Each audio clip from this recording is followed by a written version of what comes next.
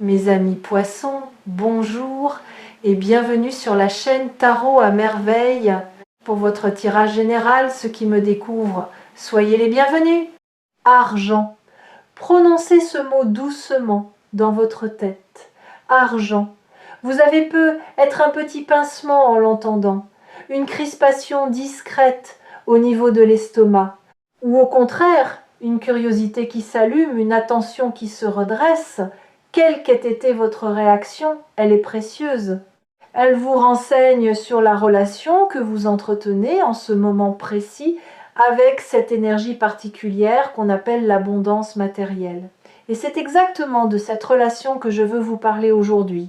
Parce que c'est là, dans cette relation invisible que vous avez tissée avec l'argent au fil des années, que se joue ce qui s'apprête à arriver. Pas dans les chiffres, pas dans les calculs, dans la qualité énergétique du lien que vous avez construit avec cette dimension de votre existence. Je vais commencer par vous dire quelque chose qui pourrait vous surprendre.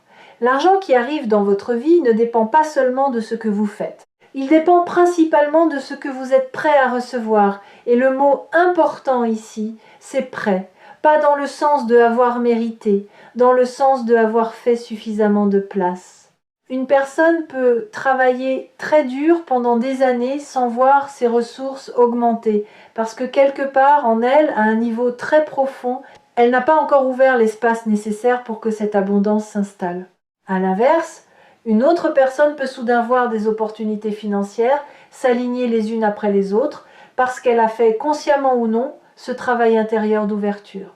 Vous, en ce moment, vous avez fait ce travail. Vous ne le savez peut-être pas. Vous ne l'avez peut-être pas nommé ainsi. Mais quelque chose en vous a basculé récemment. Une vieille croyance s'est lézardée. Un blocage ancien a commencé à se dissoudre. Et c'est précisément cette dissolution qui rend possible ce qui s'apprête à entrer dans votre vie. Avant d'aller plus loin, je tiens à vous accueillir ici, sur Tarot à merveille. Si cette lecture vous a trouvé aujourd'hui, ce n'est pas par hasard, c'est parce que votre système intérieur capte déjà des signaux que votre conscience ordinaire n'a pas encore traduits en mots. Vous êtes en avance sur vous-même. Et cette lecture est faite pour vous aider à mettre des mots sur ce que vous percevez déjà confusément. J'aimerais d'ailleurs ajouter quelque chose à propos de ce sentiment d'être en avance. Vous avez pu être remarqué que certaines de vos intuitions récentes se sont vérifiées. Une pensée que vous avez eue il y a quelques semaines à propos d'une situation s'est confirmée. Une impression diffuse que vous aviez sur une personne s'est révélée juste. Cette acuité intuitive n'est pas un hasard. Elle est l'un des effets directs du travail intérieur que vous avez fait. Quand on libère de l'espace en soi, la perception s'affine. On capte des informations plus subtiles. On voit les choses arriver avant qu'elles ne soient pleinement visibles aux yeux des autres. Cette acuité va vous être très utile dans la période qui s'ouvre, parce que les opportunités financières dont je parle ne s'annonceront pas avec une fanfare. Elles arriveront enrobées dans le quotidien, presque déguisées. Et c'est votre intuition aiguisée qui les reconnaîtra avant votre raison. Faites-lui confiance. Quand vous sentirez quelque chose de juste sans pouvoir l'expliquer, ne demandez pas à votre raison de valider avant d'agir. Avancez d'un pas, juste pour voir, et observez ce qui se passe. Reprenons. L'argent inattendu. Que veut dire vraiment ce mot inattendu ? Réfléchissez un instant. L'inattendu n'est pas le hasard. Le hasard est aveugle. L'inattendu, lui, a une forme, une intention. Il ne vient pas de nulle part. Il vient simplement par une voie que vous n'aviez pas surveillée. Vous regardiez à droite et il arrive par la gauche. Vous attendiez un coup de fil et il arrive par un message. Vous comptiez sur une source précise et il vient d'une source que vous aviez complètement oubliée. C'est cela l'inattendu. Pas une absence de logique, mais une logique qui vous échappe parce qu'elle déborde votre champ de surveillance habituel. L'énergie autour de vous prépare en ce moment plusieurs flux financiers qui ne suivent pas les chemins que vous auriez prévus. Et c'est précisément ce qui rend la chose intéressante. Si l'abondance arrivait par les voies que vous attendez, Elle vous confirmerait simplement dans vos habitudes mentales. En arrivant par des voies inattendues, elle vous oblige à élargir votre perception. Elle vous montre que la vie a beaucoup plus de canaux pour vous nourrir que ceux que vous aviez identifiés. Et cette prise de conscience à elle seule est déjà un cadeau immense, indépendamment des sommes concernées. Je veux maintenant vous parler de la rapidité, parce que le titre de cette lecture mentionne quelque chose qui se passe vite, et c'est exact, ce qui se prépare à une cadence particulière. Ce n'est pas une lente accumulation, ce n'est pas un progrès patient, c'est plutôt un mouvement bref, concentré, qui condense en peu de temps quelque chose qui aurait pu prendre beaucoup plus longtemps dans d'autres circonstances. Vous allez avoir l'impression que les choses s'enchaînent presque trop vite pour être pleinement saisies sur le moment. Et c'est normal. Les périodes d'accélération existent. Elles compensent les périodes de stagnation antérieures. Pendant longtemps, vous avez peut-être eu le sentiment que rien ne bougeait dans votre relation à l'abondance, que les efforts ne portaient pas, que les promesses ne se concrétisaient pas. Cette stagnation apparente n'était pas une malédiction. Elle était une forme de pression qui s'accumulait, comme la vapeur dans une cocotte minute. Et maintenant la pression a atteint le seuil. La soupape va s'ouvrir. Et tout ce qui s'était accumulé silencieusement va se libérer dans un mouvement rapide. Cette rapidité demande une chose particulière de votre part. Elle demande que vous soyez disponible, pas occupé à autre chose, pas distrait par des soucis qui ne sont pas centraux. Pas en train de gérer 50 choses à la fois. Quand l'occasion se présentera, et elle se présentera bientôt, vous devrez avoir la disponibilité intérieure pour la saisir. Pas une disponibilité de temps, une disponibilité d'esprit, cette qualité particulière qui fait qu'on est capable de reconnaître une porte ouverte quand elle apparaît et de passer à travers sans hésiter pendant des heures. Préparez-vous, pas en attendant fébrilement. Préparez-vous en cultivant une certaine légèreté intérieure, en faisant un peu le ménage dans vos préoccupations, en vous délestant de ce qui n'a plus d'importance, parce que les opportunités financières inattendues qui arrivent vite ne se manifestent pas toujours sous une forme spectaculaire. Parfois, elles ressemblent à une simple proposition reçue dans la conversation, à une question qu'on vous pose, à un nom qui revient dans une discussion.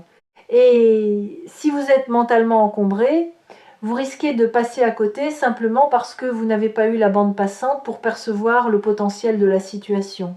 Maintenant, je voudrais explorer avec vous quelque chose d'important. La nature précise de cet argent qui arrive. Il ne s'agit pas d'un seul flux. Il s'agit d'un schéma qui se répète. Pas d'une grosse somme isolée qui résoudrait tout d'un coup. Plutôt de plusieurs entrées, parfois petites, parfois plus conséquentes, qui ensemble créent une nouvelle configuration de votre rapport à l'argent.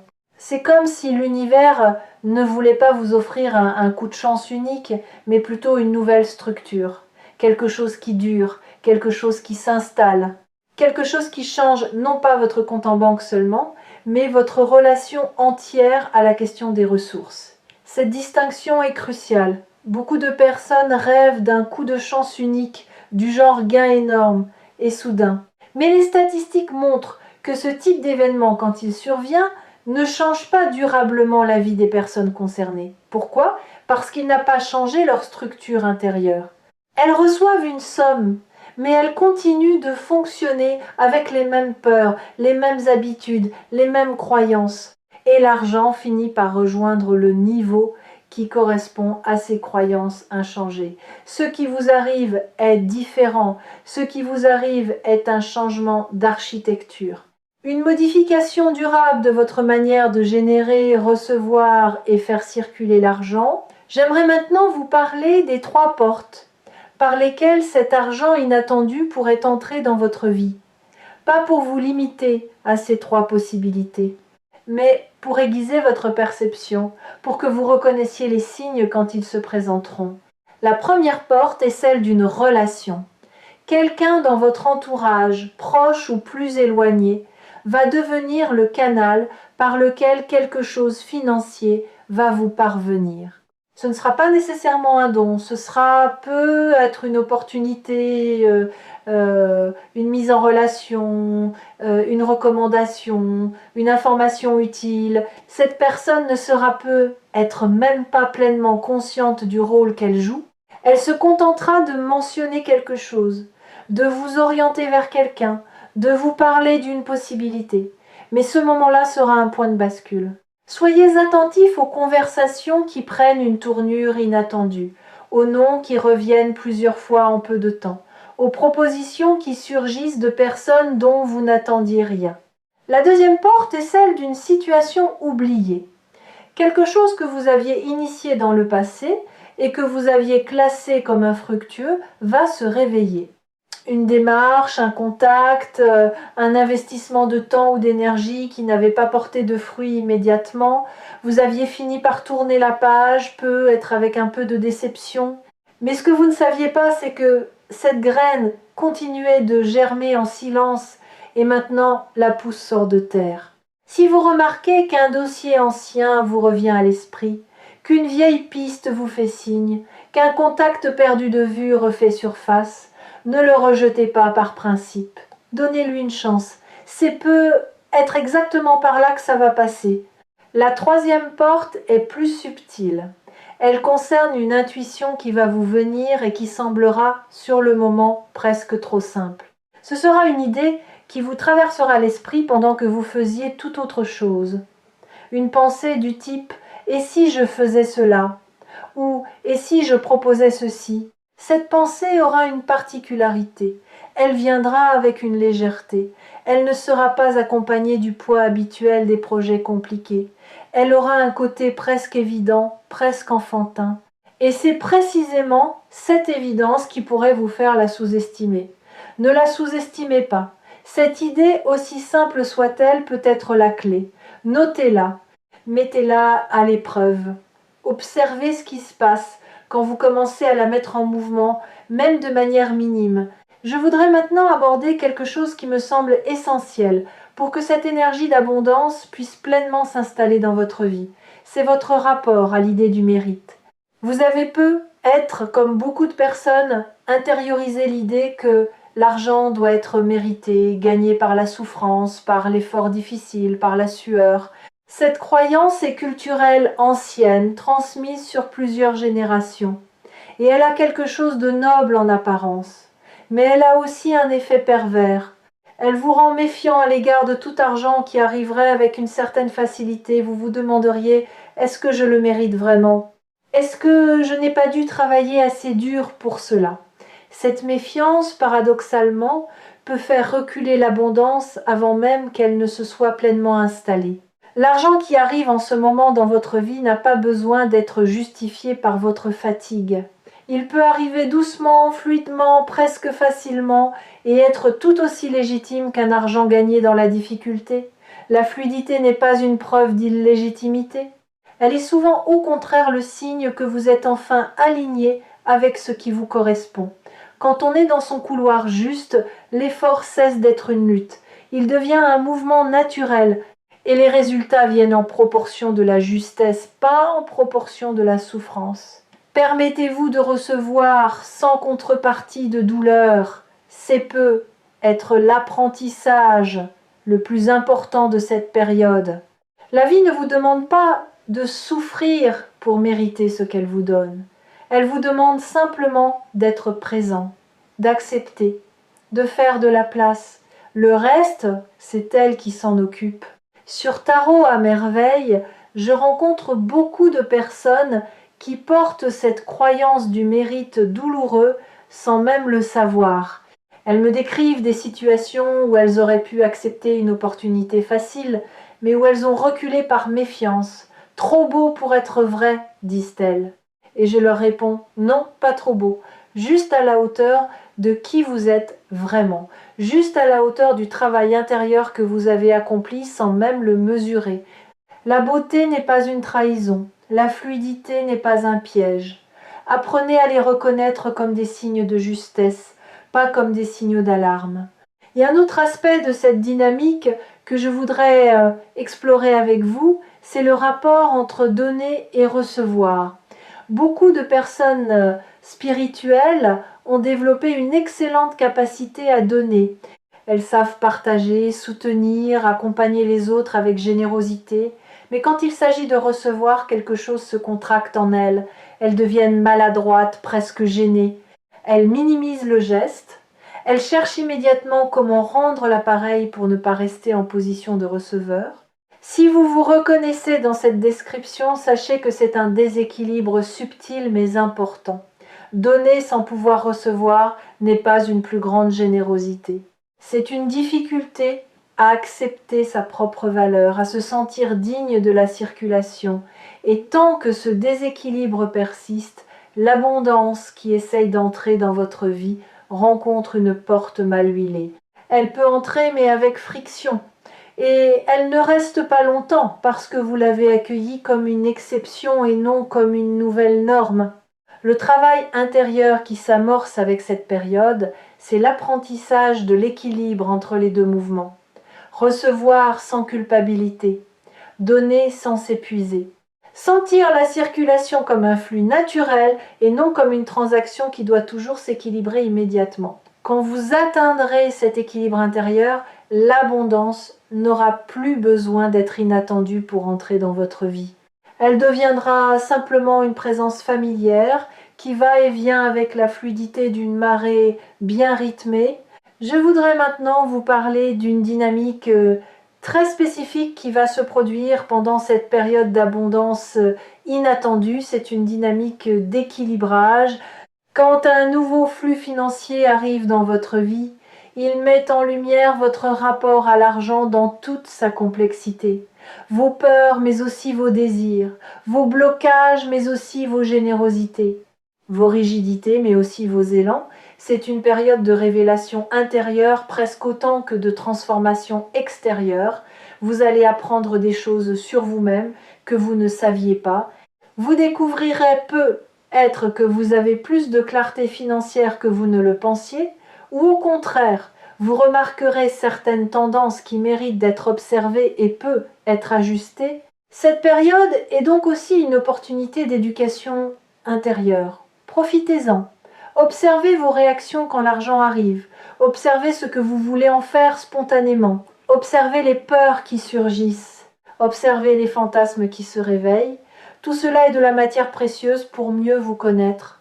Et plus vous vous connaissez, plus l'abondance peut s'installer durablement, parce qu'elle ne se heurte plus à des angles morts internes. Je voudrais vous donner une image qui pourra vous accompagner. Imaginez un fleuve. Le fleuve a une source, mais il a aussi un lit. Le lit, c'est ce qui contient l'eau et lui donne sa forme. Sans lit, l'eau se répand partout, devient flaque, perd sa puissance. Vous avez beaucoup travaillé sur la source ces derniers temps. Sur l'idée que l'eau peut venir, qu'elle est disponible, qu'elle est en route. Ce qui se prépare maintenant, c'est aussi un travail sur le lit, sur la manière dont vous allez accueillir et orienter cette eau quand elle viendra, pas pour la contraindre, mais pour qu'elle puisse vraiment vous nourrir et nourrir ce qui compte pour vous, plutôt que de se disperser sans direction. Avant de continuer, je voudrais aborder une question que beaucoup se posent silencieusement quand ils entendent ce genre de lecture. Et cette question c'est « Et si ce n'était pas pour moi? Et si tout cela arrivait à d'autres mais pas à moi ?» Je veux répondre à cette voix intérieure directement. Cette voix, c'est le réflexe protecteur de quelqu'un qui a été déçu plusieurs fois, qui a espéré et n'a pas vu, qui s'est ouvert et a trouvé le vide en face. Cette voix est légitime, elle a son histoire, mais elle ne dit pas la vérité actuelle, elle dit la vérité d'un passé qui a laissé des traces. Le présent est différent, vous êtes différent, votre énergie est différente, et ce qui s'approche n'est pas une répétition d'anciens scénarios, c'est quelque chose de neuf.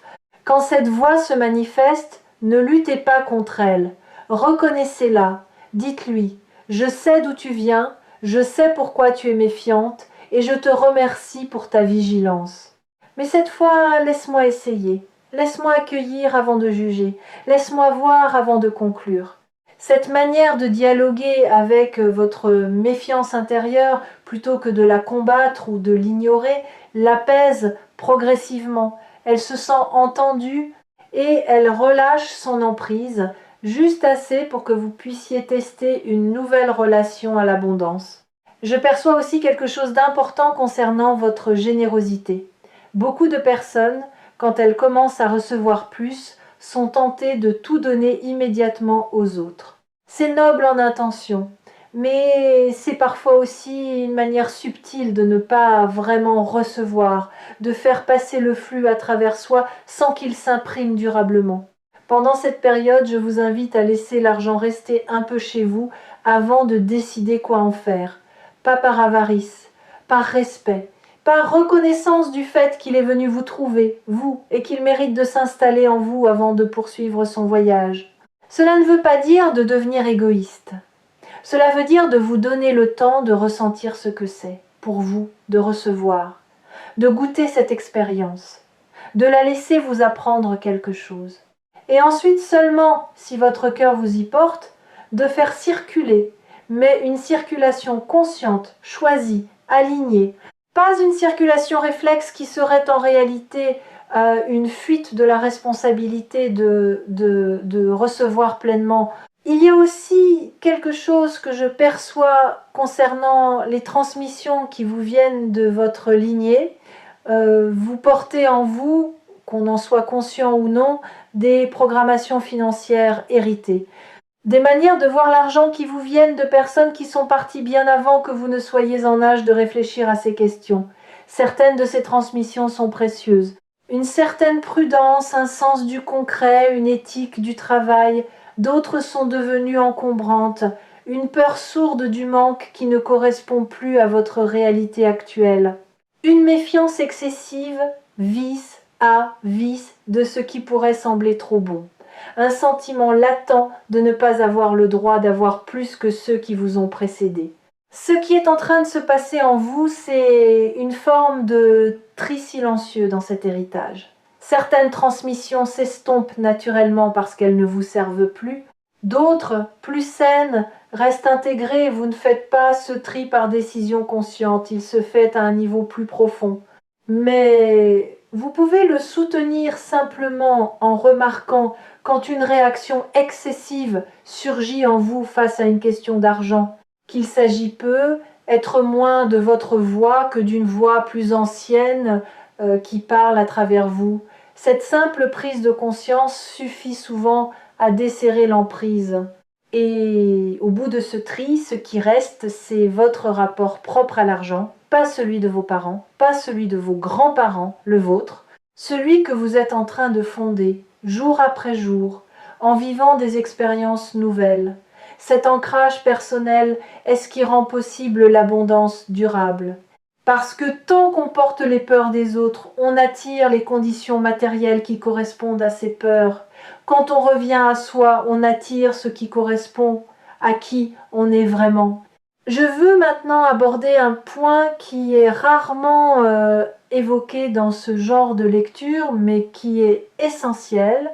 C'est la question de la gestion concrète qui va devoir suivre.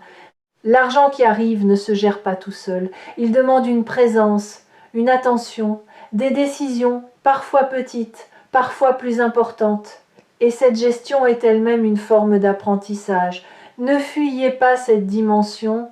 Beaucoup de personnes reçoivent et puis détournent immédiatement le regard parce que la gestion les ennuie, ou les angoisse, ou leur semble fastidieuse. Mais c'est précisément en restant présent à cette gestion que vous renforcez votre relation saine à l'abondance. Vous montrez à l'univers et surtout à vous-même que vous êtes capable d'accueillir la responsabilité qui accompagne le don. Pas besoin de devenir expert financier, juste être présent, regarder ce qui entre, décider en conscience ce qui sort, tenir un cap clair pour vous-même. Cette présence financière modeste mais constante est ce qui transforme un afflux temporaire en une nouvelle base durable. Une autre dimension que je voudrais souligner concerne le rythme intérieur que vous allez vouloir cultiver pendant cette période. Quand l'argent arrive vite et de manière inattendue, il peut y avoir une tentation de vivre soudain plus vite, de prendre plus de décisions, de remplir plus de cases. C'est compréhensible, mais c'est piégeur. La meilleure réponse à un afflux rapide n'est pas une activité accélérée, c'est plutôt un recentrage, une stabilité intérieure qui ne se laisse pas emporter par le mouvement extérieur. Imaginez un capitaine sur un bateau qui rencontre un vent fort. Si le capitaine se met à courir partout en panique, il va perdre le contrôle. Mais si il reste calme, ferme à la barre, respirant régulièrement, il peut utiliser le vent à son avantage et avancer plus vite que jamais sans rien perdre de sa direction. Vous êtes ce capitaine. Le vent qui arrive est favorable, mais c'est votre stabilité intérieure qui décidera s'il vous porte ou s'il vous emporte. Cultivez cette stabilité comme on cultive une compétence précieuse. Elle vous servira bien au-delà de cette période. Une pratique simple peut soutenir cette stabilité. C'est la pratique de la gratitude active, pas la gratitude récitée, la gratitude ressentie. Quand quelque chose de bon arrive, prenez quelques secondes, vraiment quelques secondes pour le ressentir physiquement. Posez une main sur votre poitrine, respirez avec ce qui vient d'arriver. Laissez-le s'installer dans votre corps avant de passer à la suite. Cette pratique paraît anodine, mais elle a un effet profond. Elle imprime l'expérience de la réception dans votre système nerveux. Elle apprend à votre corps que recevoir n'est pas dangereux, qu'on peut s'y détendre, qu'on peut s'y reposer. Sans cette pratique, vous risquez de recevoir, mais de ne pas vraiment intégrer. Comme on prendrait un repas en regardant son téléphone, on mange techniquement, mais on n'a pas goûté, et le corps, n'ayant pas goûté, garde une faim étrange qui le pousse à chercher autre chose. C'est la même chose pour l'abondance. Si on ne goûte pas ce qui arrive, on ne se sent jamais vraiment nourri et on continue de chercher comme si on manquait, alors même qu'on a déjà reçu. Je voudrais ajouter quelque chose qui me semble important sur la durée. Cette accélération financière n'est pas un événement isolé qui se terminerait abruptement. Elle est plutôt le début d'une nouvelle phase. Elle ouvre une porte qui ne se refermera pas immédiatement. Pendant les semaines qui suivront, vous remarquerez que cette nouvelle dynamique se prolonge sous différentes formes. Pas toujours à la même intensité, bien sûr, il y aura des plateaux, des pauses, des moments plus calmes, mais la trajectoire de fond aura changé. Vous ne reviendrez pas à votre point de départ. C'est important de le savoir, parce que cela vous permet de ne pas vivre cette période avec l'angoisse, de tout perdre dès qu'elle se termine. Elle ne se terminera pas comme un feu de paille, elle se déploiera comme une saison. Et même quand viendra une période plus calme, ce ne sera pas le retour de l'ancien manque. Ce sera une accalmie d'une autre qualité, plus stable, mieux outillée, consciente de ce qu'a apporté la phase précédente. Quelque chose me vient à propos d'une décision financière que vous allez avoir à prendre. Pas une décision cataclysmique, une décision qui semblera secondaire, mais qui aura des conséquences importantes. Quand elle se présentera, vous serez tenté soit de la balayer rapidement, soit de la suranalyser. Ne faites ni l'un ni l'autre. Posez-vous, prenez le temps de la sentir. Demandez à votre intuition ce qu'elle en pense, pas seulement à votre raison. Vous trouverez la réponse juste, et cette réponse aura une simplicité qui vous étonnera. J'aimerais que vous compreniez aussi ceci. L'argent qui arrive n'est pas seulement un changement matériel, il est aussi une confirmation symbolique, une confirmation que l'univers vous voit, que ce que vous êtes est reconnu, que votre place dans le monde a une valeur reconnue par autre chose que votre seule volonté. Cette confirmation a un effet puissant sur la confiance en soi, beaucoup plus puissant que les mots d'encouragement. Quand l'abondance se manifeste concrètement dans votre vie, c'est comme si la réalité elle-même vous disait « Oui, je te soutiens. Oui, ta place est légitime. Oui, ce que tu portes mérite d'être nourri. » Recevez cette confirmation, laissez-la s'imprimer en vous, ne la balayez pas en disant que c'est juste un peu d'argent, c'est plus que cela, c'est un message. Et ce message peut nourrir votre confiance pendant longtemps, bien au-delà du moment où l'argent lui-même aura été dépensé ou redirigé. Je voudrais aussi vous dire ceci. Quand on commence à recevoir avec plus de fluidité, on se rend compte d'une chose étonnante, on devient plus calme. Pas parce qu'on a plus de moyens et qu'on s'inquiète moins, mais parce qu'on a fait l'expérience directe que la vie peut nous nourrir de manière inattendue, et que cette expérience modifie en profondeur notre rapport à l'avenir. On sait dans ses tripes et plus seulement dans sa tête qu'on n'est pas seul à porter sa propre subsistance, que des forces invisibles travaillent aussi pour nous. Et cette connaissance intime, une fois inscrite, ne s'efface plus. Avant de clore cette lecture, je voudrais vous laisser avec une dernière réflexion sur Tarot à merveille. L'abondance n'est pas seulement une affaire d'argent, elle est une qualité d'être, une manière de habiter sa vie comme quelqu'un qui sait qu'il est nourri, soutenu, accompagné par une intelligence plus grande que la sienne. Quand vous cultivez cette qualité d'être, l'argent vient s'inscrire dans un cadre plus large. Il devient l'un des aspects d'une abondance multidimensionnelle, qui inclut aussi le temps, les rencontres, les opportunités, l'inspiration, la santé, la joie. Ce qui s'apprête à arriver dans votre vie n'est donc pas seulement un événement financier, c'est l'éveil d'une qualité d'être abondante en vous. Et cette qualité, une fois éveillée, devient permanente. Elle ne dépend plus des circonstances, elle vous accompagne dans les hauts comme dans les bas.